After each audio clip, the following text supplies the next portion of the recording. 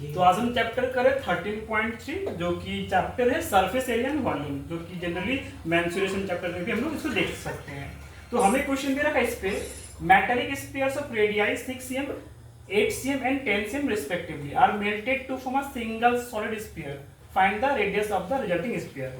अब यहाँ पे जो रेडियाई वर्ड यूज कर रखा है, रेडियाई मतलब क्या है, ये रेडियस का प्लूरल फॉर्म है, ठीक है। और हमें जो शेप का बात कर रहे हैं यहाँ पे, सो क्या स्फीयर है, ठीक है, और मेटालिक स्फीयर है। तो यहाँ पे सबसे पहले जब याद रखना कंडीशन, जब मेल्टिंग का बात चल रहा हो तो यहाँ पे मुझे क्या फाइंड करना है, वॉल्यूम फाइंड करना हो, ठीक है। तो हमें यहाँ पे तीन डिफरेंट जो रेडियाई वाला स्फीयर बता रखा, मतलब तो तीन जो है डिफरेंट रेडियस वाला स्फीयर है, ठीक है, मेटालिक स्फीयर है। मतलब तीनों डिफरेंट अगर रेडियस है ना, तो मतलब इसको साइज भी वैरी करेगा है ना, क्योंकि जो स्फीयर होता है किस पे डिपेंड करता है, रेडियस पे, ठीक है। तो एक का 6 cm, एक का 8 cm, एक का 10 cm है। ये तीनों रेडियाई वाला जो स्फीयर है उसको मेल्ट करके एक नया स्फीयर बनाया, ठीक है। तो जो नया स्फीयर बन रखा ना, उसका मुझे रेडियस पूछ रखा, ठीक है। तो सबसे पहले हम क्या करते हैं, स्फीयर का वॉल्यूम फाइंड करते हैं कि हाँ बोल रखा है सब मेल्ट कर रखा, मेल्ट करने के ही मतलब है मुझे वॉल्यूम फाइंड करना है। तो पहले हम लिख लेते हैं वॉल्यूम ऑफ, फॉर्मूला लिखते हैं वॉल्यूम ऑफ स्फीयर। तो वॉल्यूम ऑफ स्फीयर क्या होता है, 4/3 पाई आर क्यूब। पाई की वैल्यू तो पता ही है, ये यूनिवर्सल कांस्टेंट होता है ना, 22/7 होता है, और आर यहाँ पे क्या है, रेडियस है, ठीक। तो यहाँ पे तीन डिफरेंट रेडियस दे रखा है ना, तो हम लिख सकते हैं यहाँ से, तो वॉल्यूम सिंपल सा हम लिखेंगे रेडियस, इतना रेडियस यहाँ पे R1 लिख रखा मैंने। R1 का मतलब क्या है, रेडियस ऑफ स्फीयर 1, ठीक है। कितना दे रखा है यहाँ पे, 6 cm दे रखा। दूसरा क्या है हमारे पास, R2 means radius of sphere 2, कितना बता रखा, 8 cm बता रहा, ठीक है, लिखिए। और थर्ड बता रखा रेडियस कितना है, 10 है, मींस R3 का मतलब क्या है, रेडियस ऑफ थर्ड स्फीयर को 10 cm बता रखा, ठीक है। अब इन तीनों को मेल्ट करके हम एक लार्ज स्फीयर बना रखा, मेल्ट करके ये तीनों को मिला के ना, मिलाना मतलब क्या, एडिशन। तो हम लिख सकते हैं यहां से volume of sphere 1 plus volume of sphere 2 plus volume of sphere 3, ये तीनों वॉल्यूम को ऐड करने पर एक नया स्फीयर फॉर्म कर रखा। तो हम लिख सकते हैं यहां से इक्वल टू, हम यहाँ पे लिख लेते हैं इक्वल टू, ये किसके इक्वल आएगा, तो लार्ज स्फीयर मींस यहाँ पे कौन सा वर्ड मेंशन करके, रिजल्टिंग स्फीयर, ठीक है। तो हम लिखते हैं यहाँ पे रिजल्टिंग स्फीयर, ठीक है, ये वॉल्यूम है ना, तो वॉल्यूम ऑफ रिजल्टिंग स्फीयर। तो इसे क्या समझ में है, यानी तीन जो डिफरेंट रेडियस वाला स्फीयर था, इसको मेल्ट करके एक नया स्फीयर बना रखा, ठीक है। तो उसका मुझे रेडियस पूछ रखा। तो हम इसे बोल सकते हैं जो लार्ज जो स्फीयर बनेगा उसका वॉल्यूम, ये जो तीन डिफरेंट रेडियस दे रखा था उसका वॉल्यूम इक्वल होगा, ठीक है। इसी को ही मेल्ट करके ये लार्ज वाला स्फीयर फॉर्म कर रखा, ठीक है। अब मुझे पता है स्फीयर में चाहे जितना भी रेडियस वाला स्फीयर हो, फॉर्मूला सेम ही होगा वॉल्यूम का। तो फॉर्मूला क्या है हमारे पास, 4/3 पाई आर क्यूब है। पुट करते हैं यहाँ पे, तो यहाँ पे 4/3 पाई, तो 4/3 कांस्टेंट पार्ट है, ठीक है। आर के रेडियस है, तो यहाँ पे जो रिजल्टिंग स्फीयर, जो लार्ज स्फीयर का रेडियस, इसको हम कैपिटल आर एज्यूम कर लेते हैं।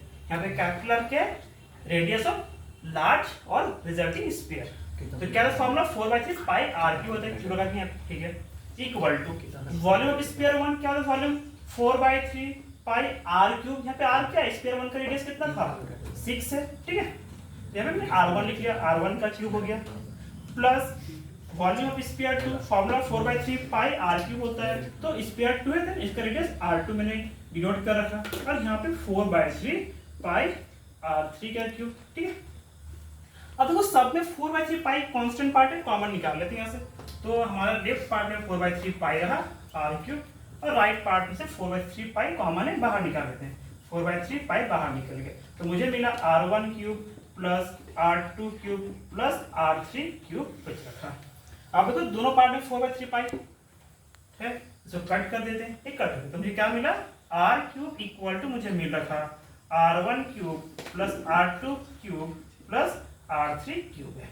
अब वैल्यू पुट करते हैं, R1 मतलब रेडियस 1 कितना दे रखा, रेडियस 1 6 दे रखा, तो 6 का क्यूब प्लस R2 कितना 8 है, 8 का क्यूब प्लस R3 कितना हमारे पास 10 है, 10 का क्यूब। तो R cube equal to break करते 6 का क्यूब कितना होता है, क्यूब मतलब 3 टाइम्स मल्टीप्लाई 6 इंटू 6 इंटू 6 करना पड़ेगा। तो इसको सॉल्व करने पर मुझे मिलेगा 216 मिलेगा। 8 का क्यूब मतलब 8 को 3 टाइम्स मल्टीप्लाई करना, 8 इंटू 8 इंटू 8, तो इसका मुझे मिलेगा 512 होता है। और 10 का क्यूब मतलब 10 इंटू 10 इंटू 10, मतलब ये 1000 मुझे मिल जाएगा। इसको ऐड करते हैं तो R क्यूब इक्वल टू कितना ऐड करने पर ये मुझे मिलेगा 6 और 2 हो गया 8, 1 1 2 5 2 7 यहाँ पे 1 1728। ये तो R क्यूब का वैल्यू है। मुझे क्या चाहिए, मुझे सिर्फ रेडियस पूछा है, सिंगल R पूछा है, तो इसको हम फैक्टराइज करते हैं, फैक्टर फाइंड करते हैं 1728 का। तो इसको हम साइड में करते हैं 1728, हम 2 से ब्रेक करते हैं, ठीक है। तो 2 8 जा 16, 17 था, 1 कैरी 1 to 12, 2 6 जा 12, 2 4 जा 8 हो गया, फिर 2 4 जा 8, 2 3 जा 6, 2 2 जा 4 हो गया, 2 2 जा 4, 2 1 जा 2, 2 6 जा 12।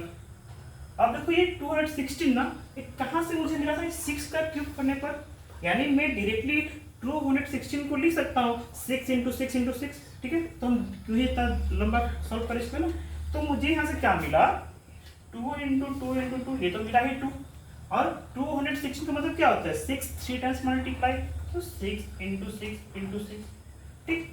अब यहाँ पे देखो हमें क्या है R क्यूब है ना, तो जो R क्यूब इक्वल टू ये है। अब मुझे तो R फाइंड करना है, तो हम क्या करें, इस क्यूब को जो शिफ्ट कर देंगे तो क्यूब रूट बनेगा है। तो यहाँ से मुझे क्या मिलेगा, यहाँ से मुझे मिलेगा R equal to cube root of 2 into 2 into 2 into 6 into 6 into 6, ठीक है। जब क्यूब रूट है ना तो मुझे 3 का पेयर बनाना पड़ता है। तो यहाँ पे देखो 2 का 3 पेयर बन रखा है, 6 का भी पेयर बन रखा है, यहाँ पे 3 3।